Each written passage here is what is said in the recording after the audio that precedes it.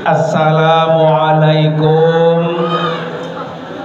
warahmatullahi wabarakatuh.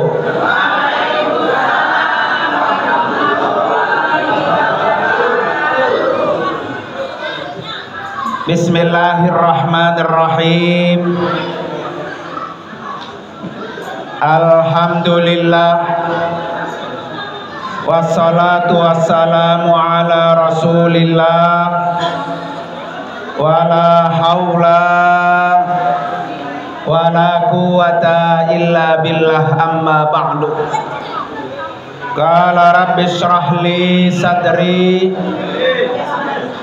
wa yassir li amri wahlul 'uqdatam min lisani yafqahu qawli waj'al li waziran min ahli subhanaka la ilma lana illa ma 'allamtana innaka antal alimul hakim.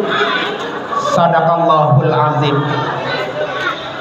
Hadratil mukarramin wal mukarramat, para bapak dan ibu jamaah Majelis Isra dan Mi'raj Rasulullah sallallahu alaihi wasallam yang dimuliakan oleh Allah Subhanahu wa taala. Wabil khusus yang sama-sama kita hormati Bapak Ketua DKM Musholla Al-Ikhlas, yaitu Bapak Ustadz Salman Al-Fajar.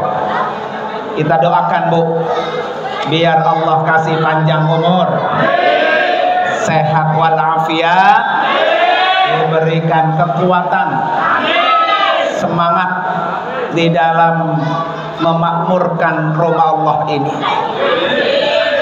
Yang juga sama-sama kita hormati Bapak Ketua DKM Masjid Al-Muhajirin, Bapak Al-Ustadz Soekardi. Kemudian yang sama-sama kita hormati Bapak Ketua RW 022 Bapak Fatullah, dan Bapak Ketua RT 040506. Kemudian juga yang sama-sama kita hormati guru kita sekaligus pembina Musholla Al-Ikhlas, yaitu Al-Mukarram Al-Ustadz Hasnal Muthalib SPD. Dan juga yang sama-sama kita hormati Ketua Panitia Isra dan Mi'raj Bapak Nur Wahid. Dan juga yang sama-sama kita hormati qori kita yang telah membacakan ayat-ayat suci Al-Quran, Bapak Ustadz Muhammad Haris. Dan juga yang saya hormati Ketua Rukun Kematian Bapak Denny Lukmanul Hakim. Sudah habis. Sebut semua udah. Ibu-ibu jamaah sekalian yang insya Allah semuanya dimuliakan oleh Allah Subhanahu wa ta'ala. Malam ini alhamdulillah wa syukrulillah saya bisa hadir di tempat yang sangat mulia, di rumah Allah, di Musholla Al-Ikhlas.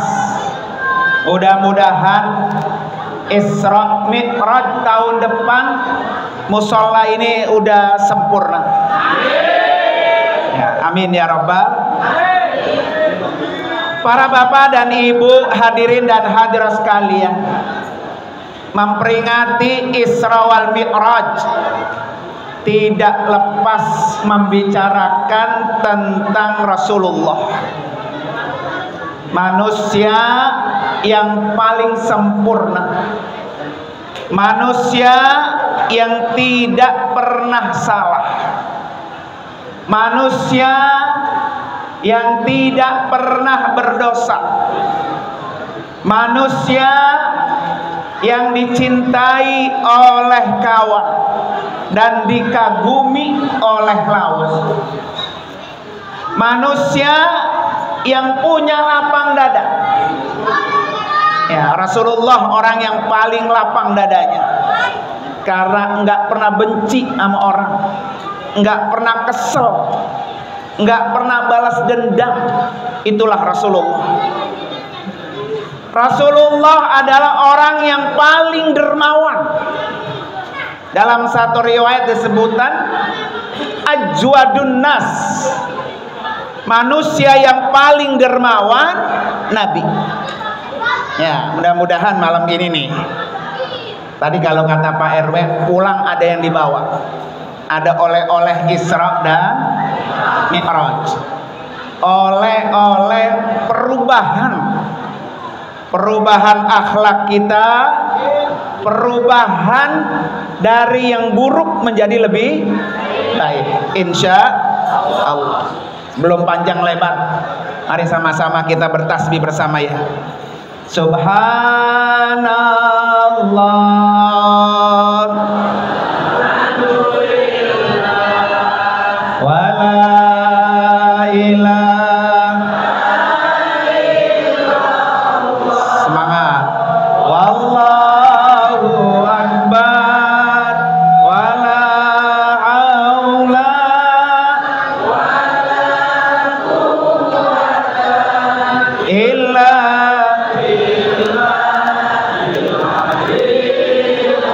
Satu kali lagi. Subhanallah, alhamdulillah, wa la ilaha illallah, wallahu akbar.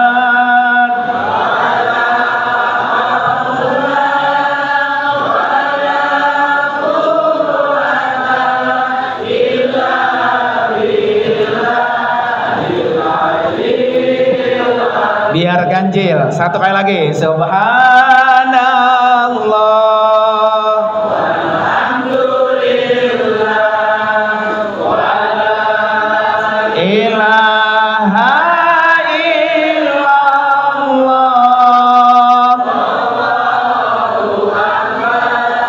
wa la haula wa la quwwata illa.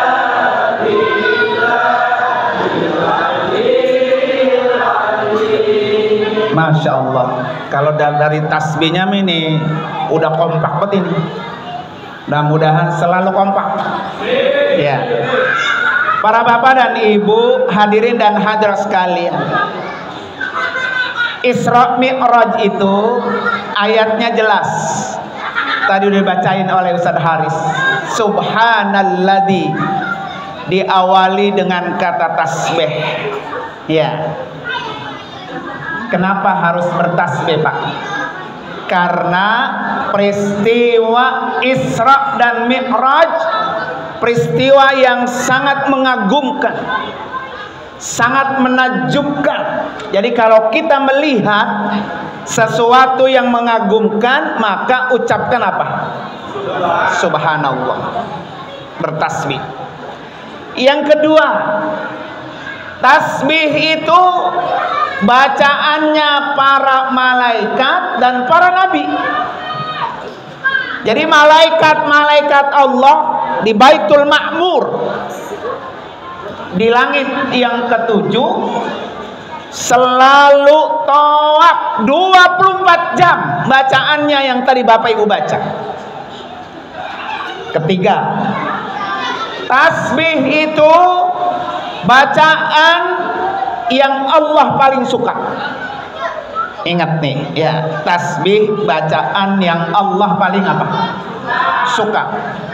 Kata Nabi, ahabbul kalam ilallah arbaun.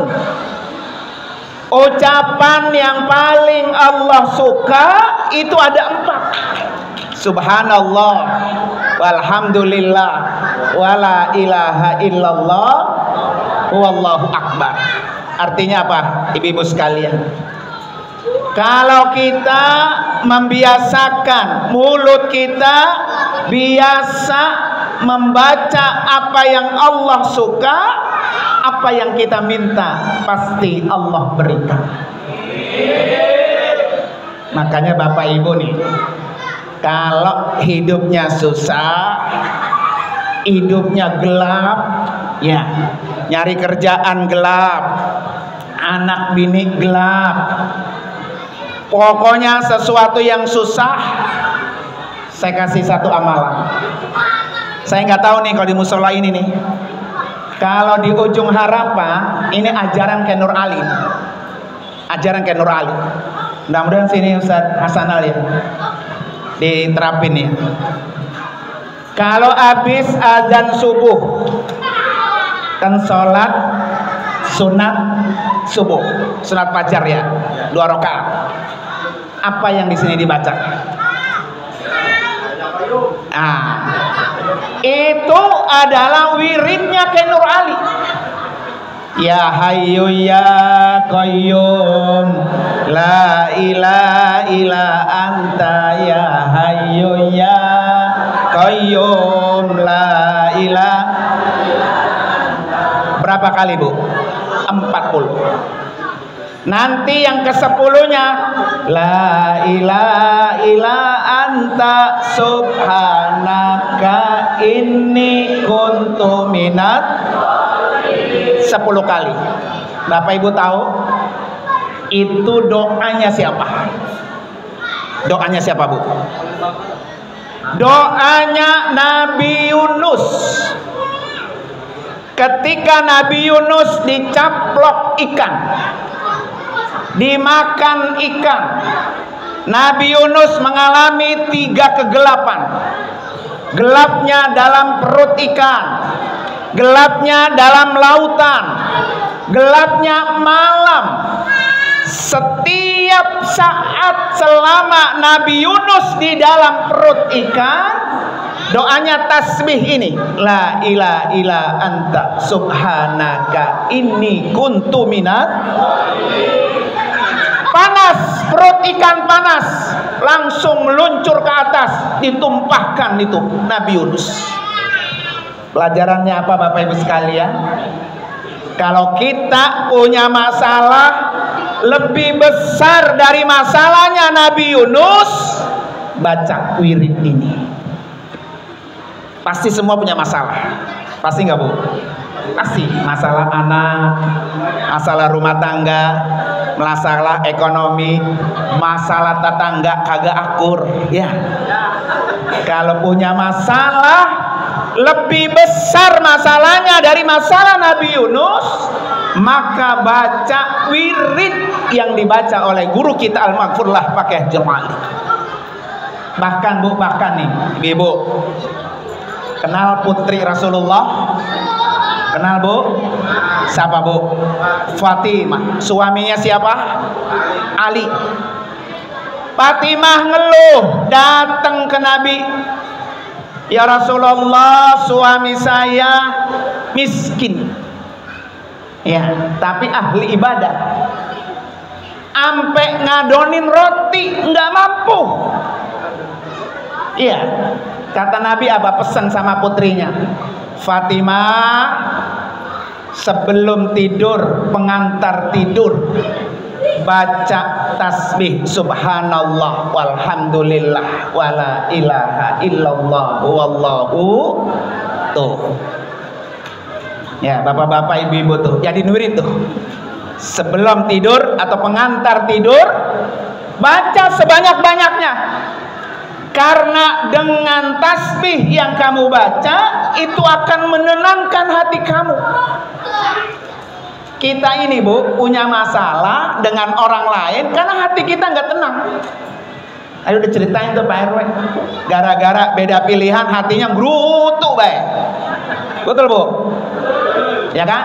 Pesennya begini Bu, mau pilihannya beda, mau presidennya siapa aja yang menang, Tuhan kita mah tetap satu. Siapa Bu?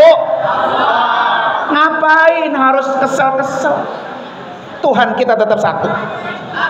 Mau pilihannya beda, mau presidennya beda, Nabi kita tetap satu. Siapa Bu? Yang malam ini Isra dan Mi'rajnya kita peringati. Nah ngapain? Ngaku sebagai umat Nabi Muhammad, tapi perilakunya tidak seperti Nabi Muhammad. Bapak Ibu tahu nggak kenapa Nabi di Isra dan Mi'rajkan? Nih kira-kira masalah kita yang kita hadapi sekarang beratan mana dengan masalah Nabi Yunus? Beratan mana dengan masalah Nabi Muhammad sehingga Nabi Muhammad di Isra Mi'rajkan? Bapak Ibu tahu nggak kenapa Nabi di Isra Mi'rajkan? Satu, karena Nabi waktu itu ditinggal mati istri tercintanya yang selama ini membantu dakwah Nabi, baik moral, baik materi, yang membantu istrinya Rasulullah Khadijah. Allah panggil. Siapa yang kagak sedih, Bu? Ditinggal mati oleh istri. Tidak lama disusul sama pamannya Abu Thalib juga meninggal. Yang selama dakwah Nabi memerangi kafir Quraisy, yang membantu adalah Abu Thalib. Abu Thalib dipanggil Allah. Orang-orang kafir Mekah makin berani. Kalau perlu Muhammad kita bunuh, begitu Pak. Akhirnya Nabi berhijrah ke Taif. Dari Mekah ke Taif 125 kilo. Nyampe mana tuh di kita di sini tuh? Ya, Cibodas saja baru 70 kilo ya. 120 kilo dari Mekah ke Taif. Nabi berhijrah jalan kaki, ditemani oleh bekas budaknya Zaid bin Harisah, supaya Nabi mendapatkan suaka, pertolongan, bantuan. Karena di Mekah udah tidak nyaman, udah tidak aman. Berangkat ke Taif, nyampe di Taif Nabi dilempari batu, diusir dari kampung Taif. Sampai-sampai Nabi ketika di Mekah berdoa, Jibril datang nawarin diri, ya Muhammad, apa perlu ini gunung kami porak-porandakan agar orang Taif ini mati semua? Tapi jiwa Rasulullah, ya, ketika disakiti, Nabi itu selalu mendoakan yang terbaik. Tuh, yang enggak punya kita, Bu. Jadi Bu ya, kalau pengen kayak Nabi, disakiti diapain? Didoain. Kalau kita disakitin diapain? Walas, malu doang bisa, gue juga bisa begitu Bu ya. Nabi disakiti, dilemparin pakai batu, didoain, minta hidayah sama Allah. Kenapa mereka begitu memperlakukan saya? Karena mereka belum mendapatkan hidayah Allah. Tuh, insya Allah, mudah-mudahan ya. Itu amalan pertama tuh. Jadi besok kalau galau ya, ada masalah, kalau mau tidur baca apa? Tasbih, subhanallah walhamdulillah wala ilaha illallah wallahu wa akbar. Syukur-syukur ya. Ampe mampu sholat sunat tasbih. Kapan-kapan nanti Ustaz Hasnal yang bikin sholat sunat tasbih di sini. Sholat sunat tasbih, ibu bapak sekalian, ini oleh-oleh dari Rasulullah untuk pamannya Abbas. Kata pamannya Abbas, ya Rasulullah, kata Nabi, ya wahai pamanku, aku mau kasih satu amalan. Kalau amalan ini engkau kerjakan, maka 10 dosa kamu akan Allah hapus. Coba, siapa di antara kita yang tidak punya dosa? Punya nggak dosa, Bu? Bu, punya nggak, Bu? Banyak apa dikit? Kalau kata orang Jumalang, sealaihim gambreng, ya, saking banyaknya tuh. Dengan apa? Kerjakan sholat sunat tasbih. Berapa rakaat? 4 rakaat dengan 2 kali salam. Ya, kata Rasulullah, kalau engkau mampu, kerjakan tiap hari. Kalau masih sibuk, kerjain 1 pekan sekali. Masih sibuk juga, kerjain 1 bulan. Masih sibuk juga, kata Nabi, kerjain 1 tahun. Masih sibuk juga, ya, kerjain seumur hidup apa? sekali. Tuh, itu pesan Nabi. Karena sholat tasbih itu Bapak Ibu sekalian, yang dibaca apa? Subhanallah, walhamdulillah, wala ilaha illallah, wallahu. Berapa Bu? 2 rakaat, 4 rakaat? 300 tasbih yang kita baca. Masya Allah, luar biasa ya. Ini udah satu aja nih, amalan tasbihnya doang kita kerjain, hidupnya tenang, ekonominya tenang, sama saudara, sama tetangga apa? Akur. Ya, kalau hatinya apa tuh? Tenang. Ya, itu baru di dunia keutamaan tasbih, apalagi nanti di akhirat. Ibu bapak nanti akan ketemu yang namanya mizan. Apa tuh mizan Pak? Ditimbang amal baik dan amal buruk kita, ditimbang di depan Allah. Maka kata Nabi apa amalannya? Al kalimatani khafifatani fil lisan. Ada 2 kalimat yang ringan kita ucapkan. Wasakilatani fil mizan. 2 kalimat ini berat timbangannya. Apa? Subhanallah wa bihamdi subhanallahil. Bertasbih itu sudah beratin timbangan. Kalau ternyata kita ditimbang banyakkan dosanya sama amal solehnya, dicari catatannya oleh malaikat. Kata Allah, coba malaikat lihat catatan hariannya, pernah nggak bertasbih? Ternyata bertasbih, ambil itu tasbih, taruh di timbangan, akan berat. Untung malam ini Isra Mi'raj baca tasbih ya. Nambahin apa tuh? Nambahin timbangan. Itu di akhirat. Maka jangan bosan-bosan. Bapak Ibu, Isra Mi'raj diawali subhanalladzi asra bi'abdihi lailam minal masjidil haram. Mari bertasbih lagi. Subhanallah,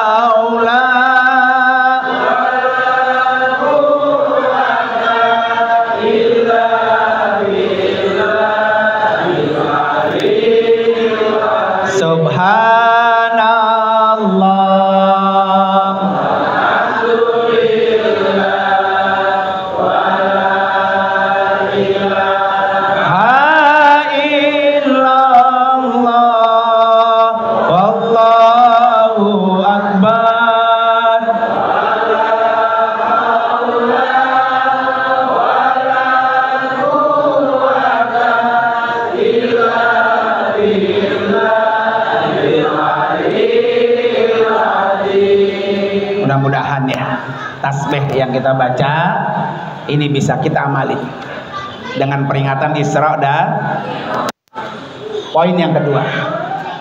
Ya, saya sampai 3 poin aja Bu ya. Rasulullah ketika pertama kali datang ke Madinah, apa yang Nabi lakukan? Bu, Pak, ada yang pernah umroh nggak di sini? Pernah haji? Ketika Nabi berhijrah dari Mekah ke Madinah, sampai di Madinah apa yang Nabi lakukan? Membangun masjid. Jadi Nabi bukan membangun rumah, bukan.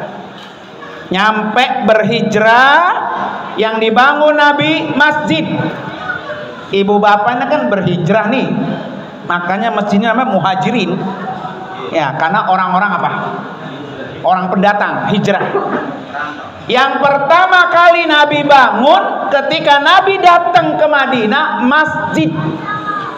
Dan itu dinamai Masjid Quba. Saking istimewanya nih Masjid Quba, Bapak Ibu nanti kalau datang ke sana, apa kata Nabi? Man ata masjida Quba fasalli fihi. Ya, maka dia mendapatkan dua pahalanya sama dengan pahala umroh. Jadi kata Nabi, siapa orang yang datang ke Masjid Quba kemudian dia sholat di dalamnya, pahalanya sama dengan pahala umroh. Sholat di masjid apa tuh? Quba. Nah ini alhamdulillah nih, di lingkungan Bapak Ibu ada rumah Allah. Ya, ini musola Al-Ikhlas masih pada mangap. Jendelanya mangap ya, atasnya juga apa? Mangap ya. Ciri-ciri orang yang matinya husnul khotimah, ketika dia punya pahala dan dia udah mati, pahalanya masih ngalir. Nah ini rumah Allah.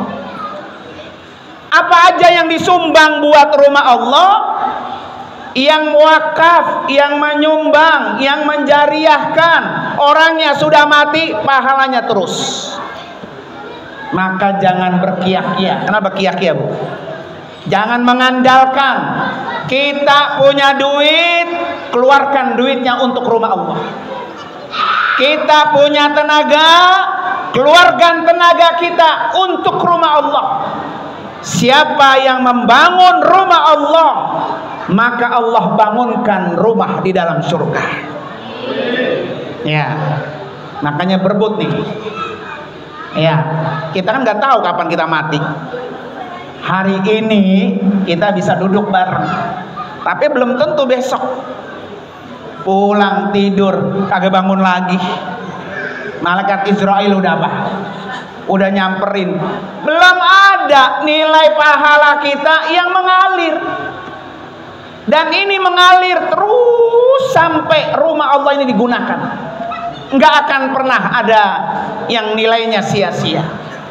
Ya, maka kalau kita sebagai pengikut Rasulullah, maka bangunnya rumah Allah. Apalagi begini, bismillah ini saya bangun rumah Allah biar saya bisa ketemu dengan Baitullah, begitu Pak. Ya, hari ini saya sumbangin harta saya buat rumah Allah, kemudian agar saya bisa bertemu dengan Baitullah. Siapa sih yang kagak kepengen bertemu dengan Baitullah? Pengen nggak? Bismillah. Ya, maka dulu di samping Masjid Nabawi itu ada tanah kosong. Ya, ada tanah kosong kebun korma. Ketika Allah turun nih ayat lan tanalul birra hatta tunfiku mimma tuhibbun. Lan tanalul birra, kamu tidak akan mendapatkan kebaikan. Dalam tafsir Ibnu Katsir, kamu tidak akan mendapatkan surga. Birra itu surga, kata Ibnu Katsir. Sebelum apa? Kamu menginfakkan harta kamu untuk di jalan Allah. Makanya pemilik tanah itu langsung menyumbangkan semua kebun korma untuk pembangunan Masjid Nabawi. Sampai sekarang tuh, sekarang udah jadi areal masjid karena masih udah luas. Ada nanti kalau Bapak Ibu masuk Masjid Nabawi, bentuk bangunannya beda-beda. Ada ditulis di atas begitu, wakafnya, nanahnya pulang-pulang. Coba, yang nempatin sholat berapa juta orang, sebanyak itu pahalanya ngalir. Ya kan? Ketika ayat ini turun, maka sahabat Nabi semuanya mewakafkan tanah untuk rumah Allah. Mudah-mudahan ya, berkat Isra dan Mi'raj, pulang nanti Bu, lihat di bawah kasur, kira-kira duit masih ada nggak? Ya, angkat, nih kasih panitia. Belum tentu saya umur panjang. Ya, bahkan dalam kitab Nasaihul Ibad dijelaskan, satu hari nanti, kata Nabi, satu zaman nanti, yuhibbunal kusur wa yansaunal kubur. Satu zaman nanti, kata Nabi, orang itu lebih cinta membangun rumahnya lebih megah daripada membangun rumah Allah dan membangun kuburannya. Bapak Ibu, saya tanya, mati dekat sama jauh? Oh, mati dekat atau jauh? Dekat. Terus pertanyaan kedua, udah tahu di mana dikuburin? Nah, ini tanda-tanda belum siap mati tuh. Kalau orang Betawi, orang Betawi punya tanah dijadiin kober sama dia. Ini 300 meter buat anak cucu gua, nanti kalau mati kuburin situ. Begitu ya. Lah ibu bapak rumahnya doang dibangun, kusurnya belum dibangun. Lah itu mah rumah mau cakep kayak apa, besok mati ditinggal nggak? Udah tahu tapi ditinggal, tapi belum tahu di mana kita dikuburkan. Ya. Jangan sampai begini, buru nanan dah, mau mati, mau dikuburin kayak kagak, urusan yang hidup begitu ya aja. Lah jangan. Ya. Jadi orang-orang yang siap mati adalah orang yang sudah menyiapkan di mana dia akan dikuburkan. Coba Bapak Ibu pergi ke Mesir dah. Saya alhamdulillah tinggal di Mesir selama 5 tahun. Dan kebetulan tinggalnya di kampung. Ya, orang Mesir itu Bu, ceprot lahir sama keluarganya udah dibangunin kuburan. Coba orang kita, marah kagak tuh? Ibu punya orang tua, di rumah udah tua. Mak, saya udah siapin kuburan mana, Mak? Lu bunuh gua lu ya, begitu. Marah dia. Orang Mesir Bu, lahir udah dibangunin kuburannya. Makanya kalau datang ke kober itu Bu, dia kan kobernya kayak rumah tuh, kayak mesin-mesin gitu ya. Kalau pintu kuburannya masih ada gemboknya Bu, digembok, begini gembok, belum diplester, berarti itu kuburan kosong, belum ada isinya. Tapi kalau kuburan udah digembok plus diplester, udah ada isinya. Ini bedanya kita sama orang Mesir. Kalau kita beranak lahir, sampai emaknya, sampai neneknya belum tahu dikuburin di mana. Ya, maka yang harus kita siapkan, ini benar kata Nabi berarti. Yuhibbunal kusur wa yansaunal kubur.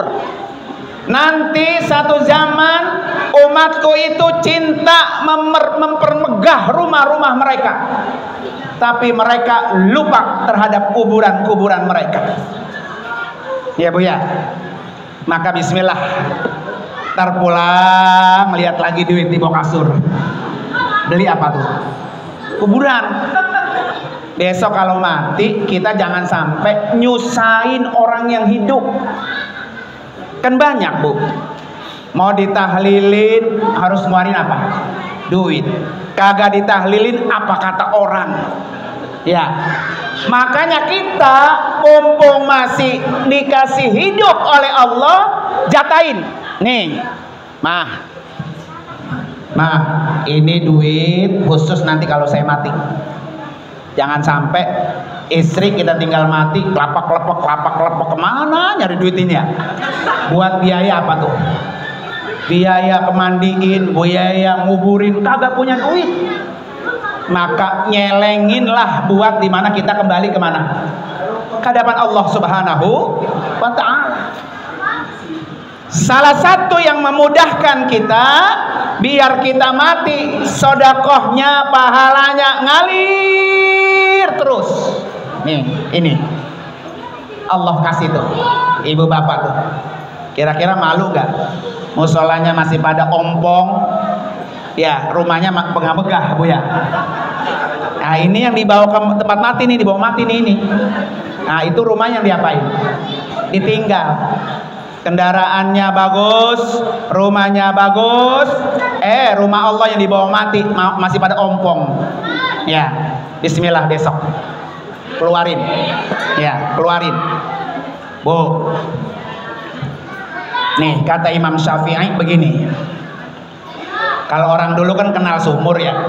Orang sekarang kenal nggak sumur? Sumur yang ditimba. Kalau air sumur kata Imam Syafi'i ini sering diambil, sering ditimba, satu airnya jernih, pasti itu. Yang kedua entuk mata air terus keluar, kagak pernah habis. Itu kalau sumur sering diapain tuh? Timba. Tapi sebaliknya, kalau ada sumur nggak pernah diambil, maka sumur itu apa aja masuk. Daun-daun masuk, bangkai masuk, sampah masuk, airnya jadi apa? Bau. Apa artinya? Kalau harta tidak pernah dikeluarin buat jalan Allah, kata Imam Syafi'i, seperti air sumur yang baunya hitam tuh. Kira-kira ibu mau nggak mandi pakai air hitam tadi tuh?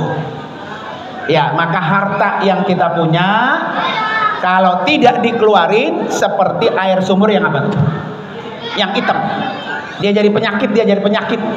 Ya, makanya kalau pengen sehat, sering-seringlah ngeluarin buat di jalan Allah. Apalagi ini ada di depan mata bisa nih. Kalau duitnya nggak punya, tenaganya. Kalau tenaga nggak punya, konsumsinya. Ada tukang, Pak, udah ngopi belum? Berebut, Bu, sini ngopi, saya aja yang tanggung. Kuenya saya yang tanggung. Siapa yang membantu, maka dialah yang paling mengalir rezekinya kelak. Jadi jangan pernah takut. Ya, kalau untuk urusan jalan Allah. Allah yang punya jalan, Allah yang punya urusan, Tuhan kita hanya Allah, maka pasti dengan nilai amal ibadah, apa yang kita minta Allah kasih, Allah bukain jalan. Amin ya robbal alamin. Dah itu aja Bu ya, sekedar perkenalan doang ini mah. Ya, mudah-mudahan next time kita ketemu lagi. Ya, sebutnya panjang banget nih, soalnya udah lewat dari 30 menit saya ngomong. Ya, nanti pulang tadi ngomong apa ya? Apa yang dibawa? Pesannya cuma dua pesannya. Satu, amalin apa? Tasbih. Yang kedua, ini yang ompong-ompong biar cepat apa? Rapat. Mudah-mudahan ya. Makanya saya bilang tahun depan saya balik lagi udah kinclong. Udah glowing. Masa glowing depan rumah sama musola ya? Malu sama Allah ya, malu sama Allah. Sebetulnya ada satu lagi Bu, ya. Oleh-oleh Isra Mi'raj, oleh-oleh yang terbaik apa? Sholat. Jangan pernah ditinggal. Ini perintah dari Allah langsung. Nabi diundang ketemu dengan Allah, pulangnya oleh-olehnya sholat. Maka orang yang selalu sholat, dialah orang yang sukses. Coba ibu lihat, kalau orang azan hayya 'alas shalah dulu apa hayya 'alal falah dulu? Hah? Jadi kalau kita kumandang azan hayya 'alas shalah, sholat, maka setelah sholat hayya 'alal falah. Orang-orang yang beruntung itulah orang-orang yang sholat. Jadi kalau susah, kalau galau, gelar sejadah, minta sama Allah. Makanya ada sholat sunat hajat. Ya, minta kebutuhan kita. Curhatlah sama Allah. Kalau curhatnya sama Allah, rapi. Ibu-ibu kalau curhat status, lagi kesel sama laki, status. Akhirnya orang kagak tahu jadi apa? Tahu. Mending kalau orang itu ngasih solusi, nyukurin, syukur lo, ya gitu Bu ya. Kalau curhatnya sama Allah, rapi ketutup, nggak akan pernah Allah buka. Dan kalau kita curhat sama Allah Bu, kita dekat sama Allah, kita sering minta sama Allah, Nabi jamin orang itu akan Allah bukain jalan. Tapi kalau kita nggak pernah curhat sama Allah, jangan kira Allah senang sama kita. Makanya kata Nabi, malam yas'alillah yaghdab alaihi. Orang yang tidak pernah minta kepadaku, aku benci dengan orang itu. Beda dengan kita. Bu, senengan dipinta apa senengan minta?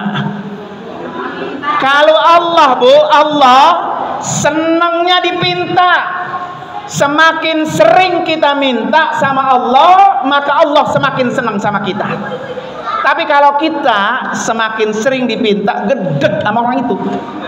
Bener nggak? Ini panitia musola, Pak, ini kita semen kurang. Baru kemarin gua kasih udah minta lagi loh. Begitu ya.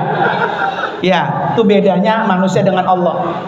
Kalau manusia sering dipinta, semakin kagak suka. Asal ngetok-ngetok pintu, assalamualaikum ya panitia, paling minta dia ngapain lagi dia, ya gitu ya. Tutup gitu. Ya. Tapi kalau kita minta sama Allah, semakin sering kita minta, Allah semakin suka. Ya, kuncinya gampang dah, minta aja sama Allah. Kalau Allah suka, apa yang kita minta pasti Allah berikan. Mari sama-sama kita baca suratul Fatihah.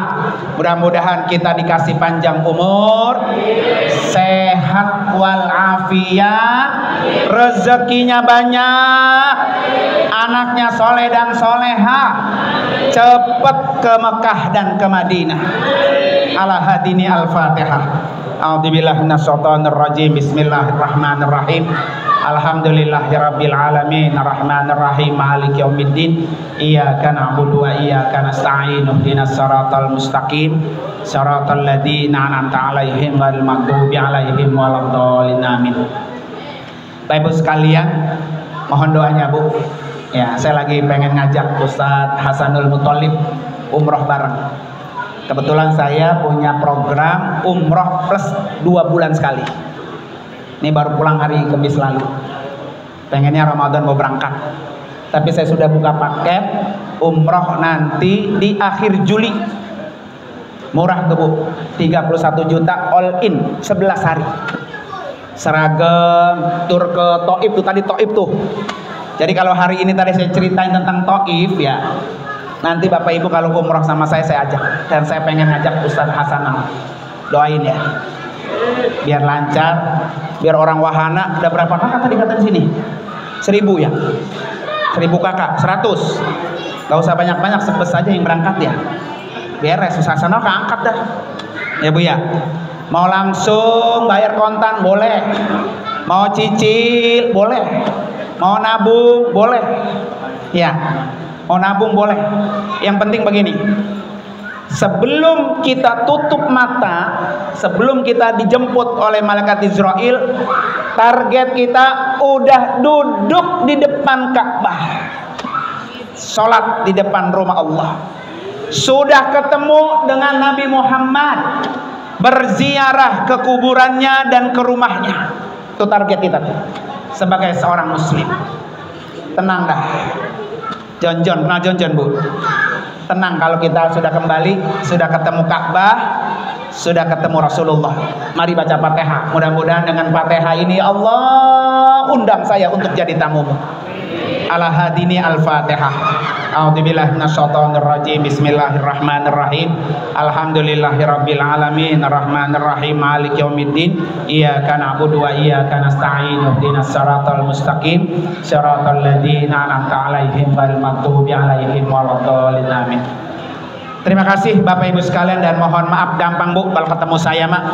Buka aja di HP, YouTube, klik nama saya, Nur Anwar Amin, beres. Ya, di TikTok ada, di Instagram ada, nah Facebook kamu Ustadz Haris tuh kenal bareng-bareng tuh kalau di Facebook ya. Tapi namanya kalau di Facebook kan bukan Nur Anwar Amin, nama panggilan Haji Nung ya. Tapi kalau di YouTube Nur Anwar Amin. Lihat itu kemana saya itu ada di dalam situ. Mudah-mudahan dengan hadirnya saya di sini nyambung silaturahmi, karena kita hidup ada ulama besar kayak Haji Nur Ali. Ya. Paling kagak sowan sama yang punya kampung. Ya, kalau kita sudah sowan sama yang punya kampung, insya Allah semuanya keberkahan bersama. Terima kasih. Wassalamualaikum warahmatullahi wabarakatuh.